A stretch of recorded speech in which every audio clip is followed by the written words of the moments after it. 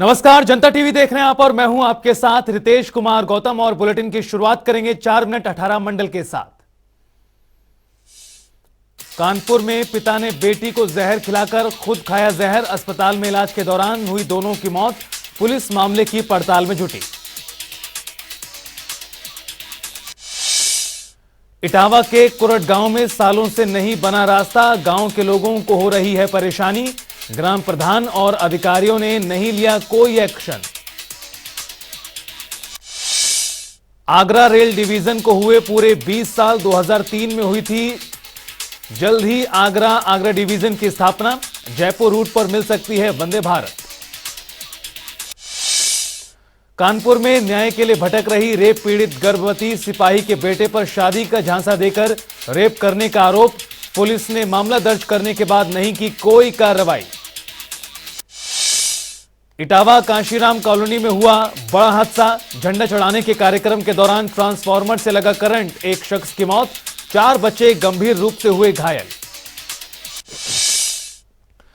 बलिया में विकास कार्य कराने के दौरान प्रधान से हुई बदतमीजी, गांव के दबंगों ने प्रधान के साथ की मारपीट, प्रधान ने थाने में दर्ज कराया मुकदमा।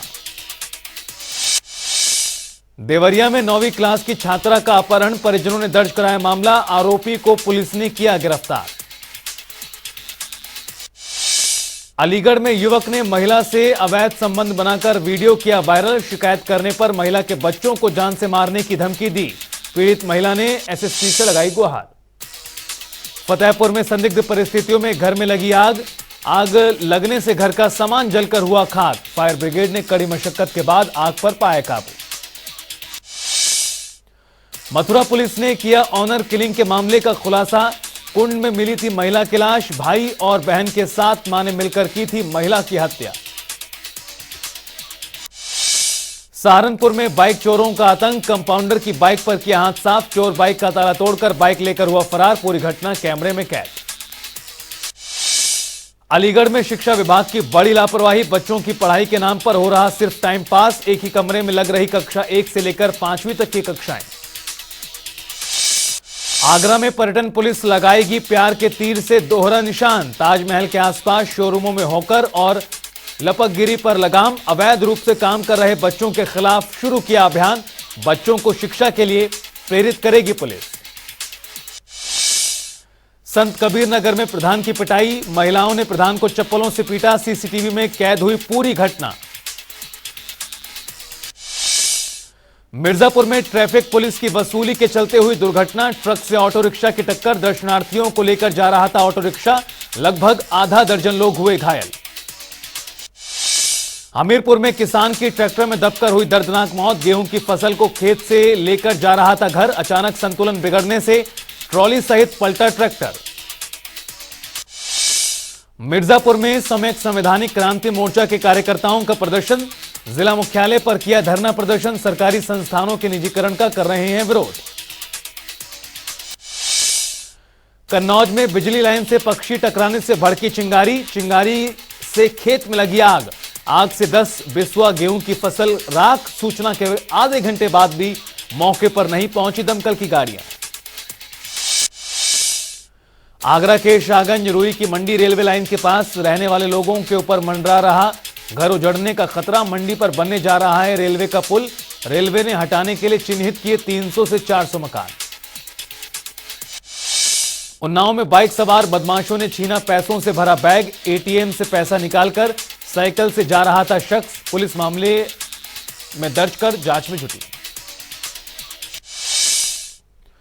कानपुर देहात के सपा जिला अध्यक्ष बनाए गए अरुण यादव, सपा कार्यकर्ताओं ने किया जोरदार स्वागत, कार्यकर्ताओं में जश्न का माहौल।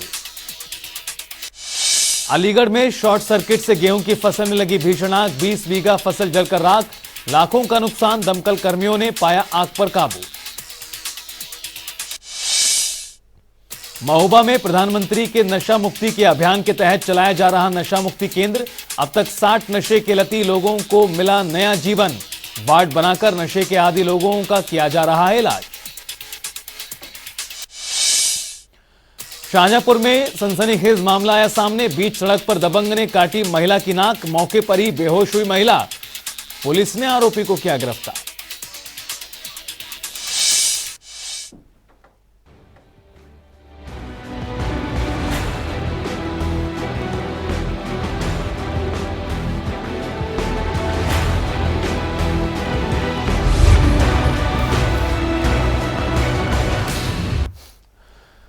सपा के राष्ट्रीय महासचिव स्वामी प्रसाद मौर्य ने दशकों पुराना नारा दोहराकर एक बार फिर से धार्मिक विवाद खड़ा कर दिया है। सवाल उठ रहा है कि रामचरितमानस के मुद्दे पर बैकफुट पर आ चुकी सपा के वरिष्ठ नेता का ताजा बयान भी पार्टी के लिए भस्मासुर वाला साबित हो रहा है। स्वामी प्रसाद मौर्य ने अखिलेश यादव के साथ मंच साझा करते हुए रायबरेली में मिले मुलायम कांशीराम हवा में उड़ गए जय श्री राम के नारे को दोहरा दिया और इसके बाद उनके खिलाफ रायबरेली में मुकदमा दर्ज हुआ। इन्हीं सब मुद्दों को लेकर स्वामी प्रसाद मौर्य से जनता टीवी ने खास बातचीत की। रायबरेली में स्वामी प्रसाद मौर्य के कॉलेज में कांशीराम की प्रतिमा का अनावरण हुआ। अनावरण समाजवादी पार्टी के राष्ट्रीय अध्यक्ष अखिलेश यादव ने किया, लेकिन कुछ नारों को लेकर वहां पर एक एफआईआर हो गई है। स्वामी जी हमारे साथ हैं। फिर एक एफआईआर हो गई है रायबरेली में। सरकार मेहरबान है, इसलिए एफआईआर की बौछार लगी है। अब सरकार बोलने की आज़ादी भी छीनना चाहती है। सरकार चाहती है कि जो हम भाषा बोलें वो लोग बोलें। आज अनुसूचित जात, अनुसूचित जनजात, पिछड़ों का आरक्षण खत्म हो रहा है। सरकार चाहती है हम चुप रहें। आज जातीय दुर्भावना से काम हो रहा है। सरकार चाहती है हम चुप रहें। आज पूरे देश को हिंदू मुसलमान के खाई पैदा कर बांटा जा रहा है। सरकार चाहती है हम चुप रहें। तो स्वाभाविक रूप से ये संविधान के द्वारा दिया गया हमारी जो आज़ादी है भावना को प्रकट करने का, विचार को प्रकट करने का, वो हम कैसे रोक सकते हैं। और रही बात, अगर सरकार को एफआईआर कराना ही था तो जब हमने देश की महिलाओं, आदिवासियों, दलितों, पिछड़ों के सम्मान की बात उठाई तो कुछ लोगों ने धर्म की दुहाई देकर के मेरी हत्या कराने के लिए किसी ने 51 करोड़, किसी ने 51 लाख, किसी ने 21 लाख की सुपारी दी। उनके खिलाफ एफआईआर तो नहीं हुई। एक सज्जन ने 5 लाख की तलवार खरीद कर हवा में लहराते हुए कहा, ये मैंने 5 लाख की तलवार इसलिए खरीदी है कि इसी तलवार से मैं स्वामी प्रसाद मौर्य की हत्या करूंगा। एफआईआर नहीं हुई। किसी ने मेरी जीप काटने के लिए 21 लाख, किसी ने 11 लाख की सुपारी दी, उसके खिलाफ एफआईआर नहीं हुई।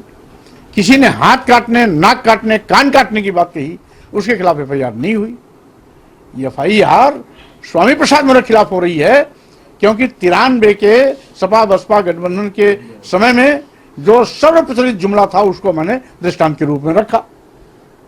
तो सरकार को मुबारक। 1993 वाला। 93। अच्छा, एक बात है, स्वामी प्रसाद मौर्य जब भी दलित पिछड़ों की बात करने लगते हैं, कांशीराम की खासकर बात करने लगते हैं, तो क्या मायावती क्यों भड़क जाती हैं? आज भी उन्होंने एक ट्वीट किया और कहा कि ये आप बांटने की राजनीति कर रहे हैं, और पहले भी बांटने की राजनीति होती थी। मुलायम सिंह पर भी उन्होंने आरोप लगाए कुछ, और आप पे फिर एक बार आरोप लगाया कि आप बांट रहे हैं। क्या कांशीराम पेटेंट है किसी पार्टी के, या फिर ये लगता है कि समाजवादी पार्टी कांशीराम की बात नहीं कर सकती? ये वजह क्या है? कुल मिलाकर के मानवर कांशीराम जी की स्कूल के ही विद्यार्थी सब हैं। मानवर कांशीराम जी के ही मिशन पर काम करने वाले मान्या बहन जी भी हैं, आर.के. चौधरी भी हैं, एन.जी. सरोज भी हैं, लालजी वर्मा भी हैं, आर.एस. कुशवाहा भी हैं, रामचंद्र राजभर जी भी हैं, स्वामी प्रसाद मौर्य भी हैं। ऐसे मालूम नहीं बहन जी को छोड़कर जितने भी अगली कतार के योद्धा थे आज सब समाजवादी पार्टी के साथ खड़े हैं। और समाजवादी पार्टी के राष्ट्रीय अध्यक्ष अखिलेश यादव ने सार्वजनिक रूप से इस बात को स्वीकार भी किया कि डॉक्टर अंबेडकर और डॉक्टर लोहिया की लड़ाई एक थी। डॉक्टर अंबेडकर कहते थे कि सो शिष्टों ने बांधी गांठ, पिछड़ा पावे 100 में 60। बाबा साहब डॉक्टर अंबेडकर, मानवर कांशीराम जी इस देश के जितने भी कमजोर, दबे कुचले, पीड़ित, शोषित, मजलूम, दलित, आदिवासी, पिछड़े हैं, उनको सम्मान दिलाया, धन दत्ती शिक्षा सम्मान का अधिकार दिलाया, समता का अधिकार दिया, पढ़ने लिखने का अधिकार दिया, बोलने का अधिकार दिया, और मौलिक अधिकार देकर के उनको अपने पैरों पर खड़ा किया। तो मानवर कांशीराम जी, डॉक्टर अंबेडकर, नेताजी मुलायम सिंह यादव, राम मनोहर लोहिया जी के विचारों को एक साथ लेकर के जब हम सब चलने का प्रयास कर रहे हैं तो इसमें किसी को दर्द नहीं होना चाहिए, उनको खुशी होनी चाहिए कि जिन मानवर कांशीराम के विचारों से किसी ने नमस्ते बाबा टाटा बाय बाय कर लिया है, अगर उन मानवर कांशीराम के विचारों को हम लोग आगे बढ़ाने की कोशिश कर रहे हैं तो बहन तो खुश होना चाहिए कि जो काम वो नहीं कर पा रही हैं उसको हम लोग मिलकर के यही टीस तो नहीं है कि जो बसपा के सारे नेता थे, दलितों पिछड़ों के जो नेता थे, वो शिफ्ट हो गए सपा में और वोट बैंक जो था वो भाजपा में चला गया। अब मायावती खाली है, क्या इस बात की टीस है अंदर से? अब उनको टीस ये है कि जो काम हम नहीं कर पा रहे थे उसको स्वामी प्रसाद मौर्य, अखिलेश यादव और बहुजन समाज पार्टी के पुराने मानवर कांसीराम के तैयार किए गए योद्धा सब मिलकर करने जा रहे हैं, तो टीस तो उनको होगा। बहुत शुक्रिया हमसे बात करने के लिए। देखिए, स्वामी प्रसाद मौर्य जी हैं, साथ और कहना है कि 2024 के लिए अभी जो दलित और पिछड़ों की जो लड़ाई लड़ी जा रही है इसको और तेज किया जाएगा। खासकर मायावती के लिए उन्होंने कहा कि मायावती को खुश होना चाहिए क्योंकि उन्हीं के जो सपने थे, यानी कि काशीराम का जो पाथ था, उसी पे सारे नेता चल रहे हैं। जाहिर तौर पर अब जो दलितों और पिछड़ों की लड़ाई है उसको और धार दी जाएगी और 2024 में इसके परिणाम भी दूसरे होंगे। कैमरा पर्सन रियाज के साथ तौहीद किदवई, जनता टीवी, लखनऊ। बुलेटिन में आगे बढ़ते हैं और अब खबर बलिया से, जहां बलिया दौरे पर पहुंचे ओम प्रकाश राजभर ने एनसीईआरटी से मुगलों का नाम हटाने पर ओम प्रकाश राजभर ने कहा कि नाम बदलने से कुछ नहीं होता, बच्चों के लिए फ्री शिक्षा नीति होनी चाहिए। ओपी राजभर ने कहा कि नई शिक्षा नीति से गरीब नहीं पढ़ सकता। साथ ही उन्होंने कहा कि विपक्ष मुसलमानों को गुमराह कर रहा है और विपक्ष बीजेपी को जिताना चाहता है। किसका किसका नाम बदलेगा सिलेबस? आप अगर किसी ट्रेन से सफर करिए, लगभग अगर 100 स्टेशन जाएंगे तो आपको कम से कम 30-35 स्टेशनों का नाम मुगलों के नाम से कहाँ बदलेगा? जिस चीज को बदलना चाहिए, जिस चीज में बदलाव आना चाहिए, आज देश में एक समान अनिवार्य और फ्री शिक्षा में बदलाव होना चाहिए। जो दोहरी शिक्षा नीति है, जो नई शिक्षा नीति से गरीब कमजोर नहीं पढ़ सकता। भारत देश का एक तेलंगाना स्टेट है, वो अगर गरीबों को बच्चों को निःशुल्क शिक्षा 2 लाख बच्चों को दे रहा है केजी से पीजी तक, तो वो व्यवस्था पूरे देश में सरकार को लागू करनी चाहिए। और मुगलों के नाम हटाने से शिक्षा नीति में सुधार तो नहीं हो जाएगा।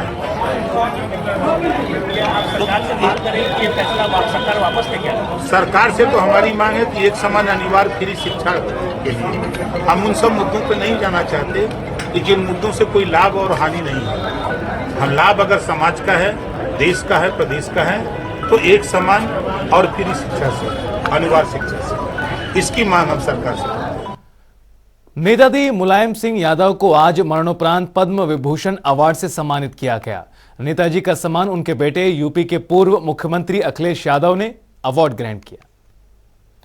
तस्वीर आपको दिखा रहे हैं, कार्यक्रम का आयोजन किया गया, समारोह आयोजित किया गया जिसमें पूर्व मुख्यमंत्री अखिलेश यादव ने यह अवार्ड रिसीव किया है। आपको बता दें, नेताजी मुलायम सिंह यादव को मरणोपरांत यह अवार्ड से सम्मानित किया गया है।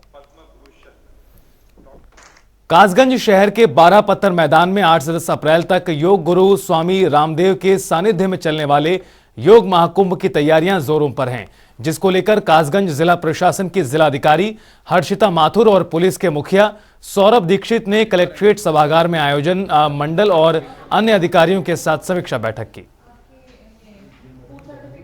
देखिए, जनपद की जो टीम है इस विशेष कार्यक्रम के लिए जो डेप्यूट की गई है, उन सभी आयोजककर्ताओं के साथ जिला प्रशासन की टीम टच में है। आज देख सकते हैं आपकी मौका मुआयना हम लोगों के द्वारा किया गया। जो भी सुरक्षा व्यवस्थाएं हैं, विद्युत सुरक्षा है और साथ ही साथ सफाई व्यवस्था है, पार्किंग आदि जितनी भी समस्त तैयारियां की जानी है उसके संबंध में आज मौका मुआयना किया है और संबंधित लोगों को निर्देशित किया गया है। साईं बाबा और धीरेन्द्र शास्त्री विवाद में बागेश्वर धाम के समर्थन में धर्मनगरी मथुरा के साधु संत भी समर्थन में उतर आए हैं। महामंडलेश्वर डॉक्टर स्वामी आदित्यानंद महाराज और महंत मोहनी बिहारी शरण महाराज सहित दर्जनों साधु संतों ने धीरेन्द्र शास्त्री के बयान का समर्थन किया। शंकराचार्य स्वरूपानंद सरस्वती ने भी साईं बाबा की पूजा के विरोध में अभियान चलाया था।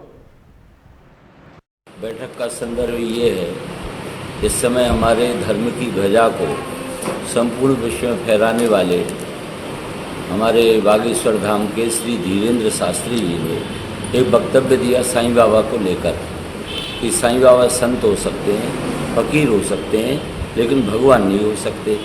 इस बात पर कौन सी बेजा बात कह दी गई जिसको लेकर के महाराष्ट्र में बाबेला मचाया जा रहा है। यहाँ तक कि उनके खिलाफ FIR दर्ज कर दी गई। उनको इतिहास देखना चाहिए कि जो चांद मियाँ है और वो साईं बाबा बन गए और फिर उनको लोग बाग भ्रम में डाल करके उनको भगवान सिद्ध कर दिया। तो हमारे यहाँ भावुक जनता है, हिंदुओं ने उनको अपने मंदिरों में, अपने देवालयों में स्थापित करना शुरू कर दिया। इसको लेकर हमारे ब्रह्मलीन पूज्य शंकराचार्य स्वामी श्री स्वरूपानंद जी महाराज ने वाद दायर किया और अंत में वह वाद इनको हारना पड़ा और पूरे ट्रस्ट ने माफ़ी मांगी स्वामी स्वरूपानंद जी महाराज से। आज पूरे विश्व में सनातन धर्म की ध्वजा प्रवाहित हो रही है। जिस प्रकार से सनातन धर्म के ध्वजा को प्रवाहित करने के लिए हमारे पूज्य मोदी जी, प्रदेश की सरकार योगी जी सनातन धर्म को आगे बढ़ाने का कार्य कर रहे हैं। अयोध्या में राम मंदिर की आज भव्य स्थापना का एक दिव्य स्वरूप प्रकट हो रहा है।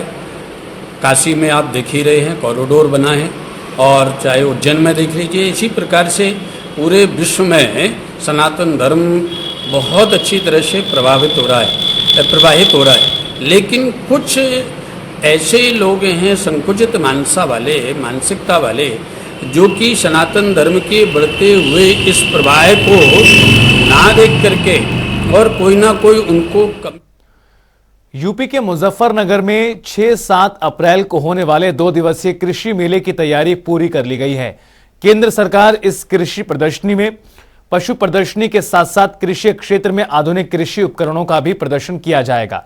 मुजफ्फरनगर के प्रदर्शनी मैदान में आयोजित होने वाली इस कृषि मेले में मुख्य आकर्षण भारत के विभिन्न राज्यों के उन्नत नस्ल के पशुओं की प्रदर्शनी के अलावा रैंप पर कैटवॉक भी कराया जाएगा।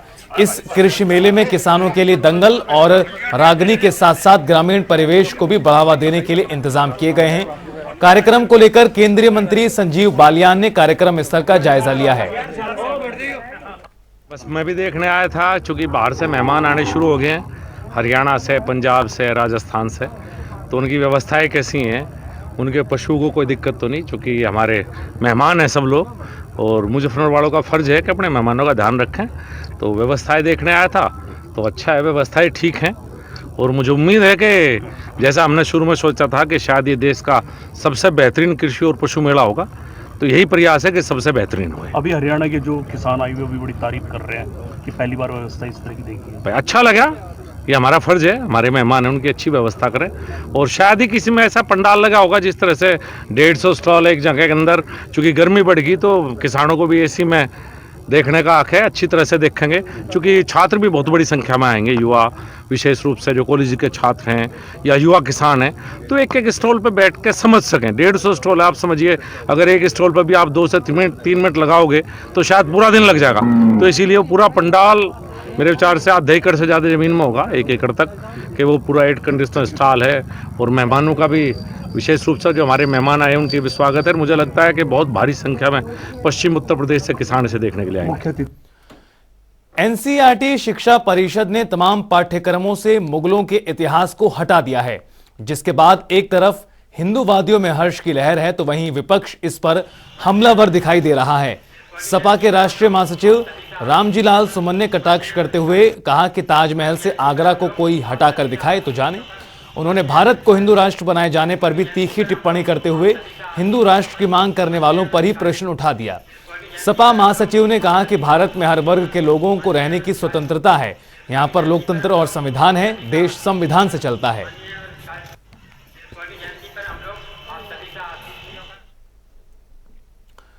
अमेठी में आरिफ और सारस की दोस्ती की खबर पिछले दिनों सिर्फ प्रदेश नहीं बल्कि पूरे देश में सुर्खियों में रही और जब अखिलेश यादव आरिफ के घर पहुंचे तो वीडियो खूब वायरल हुए और सोशल मीडिया में आरिफ का सारस का मसीहा बना दिया। जिसके बाद इस पूरे मामले पर पड़ताल शुरू की तो आरिफ के आधे से ज्यादा दावे झूठे निकले। देखिए रिपोर्ट।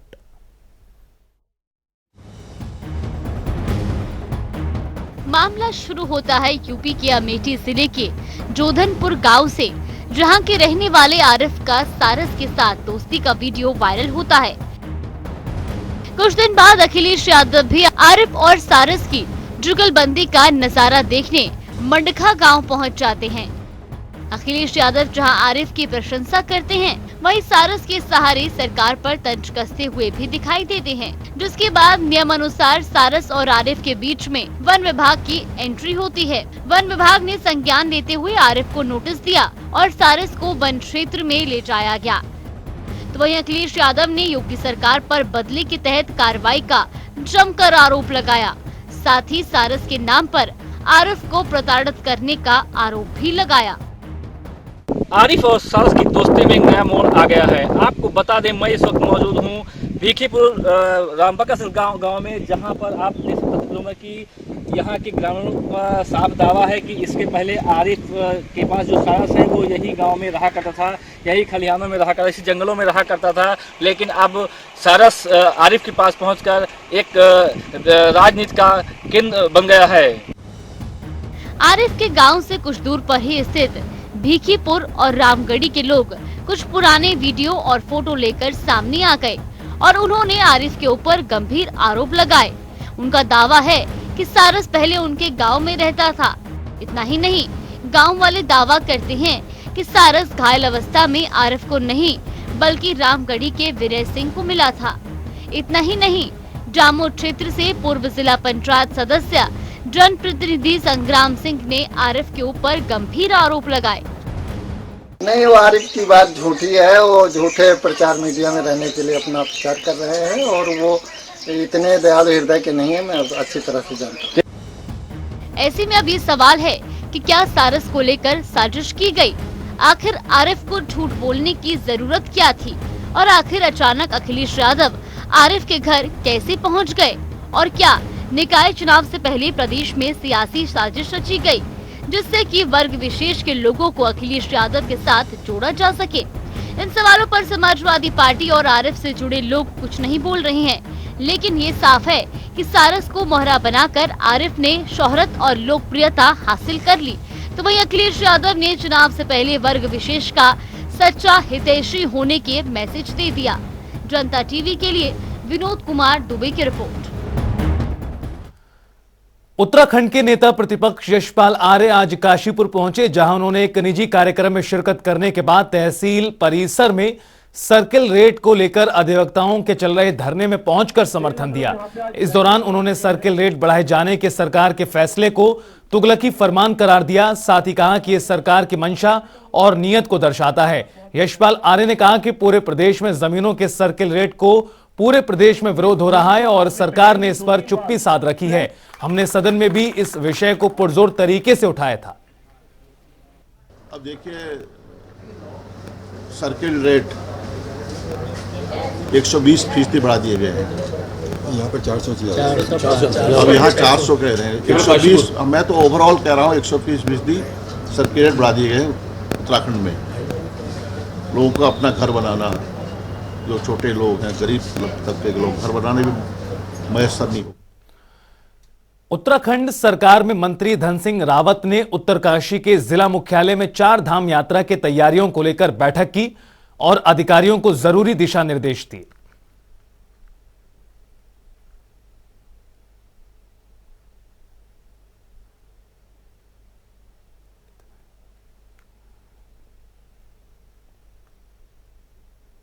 स्कूल में सेकंड क्लास की अंग्रेजी की किताब ने अभिभावकों को हैरान कर दिया है।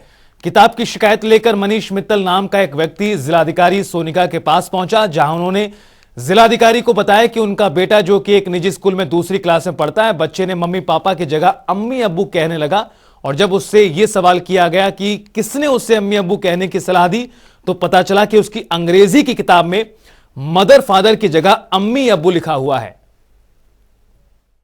नहीं, जनसुनवाई में कुछ पेरेंट्स आए थे मेरे पास और एक स्कूल है जिसके अंदर एक पब्लिकेशन की बुक है जिसके अंदर अम्मी अब्बू से संबोधित किया गया है माता पिता को, तो उसी में उनको ऑब्जेक्शन था। और जिसके क्रम में वहाँ पे मुख्य शिक्षा अधिकारी उपस्थित थे, उनको मैंने कहा कि इसका संज्ञान लेते हुए तत्काल जांच करें और जो भी कार्रवाई हो सकती है नियमानुसार, क्योंकि देखना पड़ेगा ये किस तरह से एफिलिएटेड है, किस तरह से बुक पब्लिकेशन में आई है और किस तरह से स्कूल्स इसको यूज़ कर रहे हैं। पूरी प्रक्रिया को देखते हुए नियमानुसार कार्रवाई की जाएगी। और फिलहाल इस बुलेटिन में इतना ही। आप देखते रहिए जनता टीवी।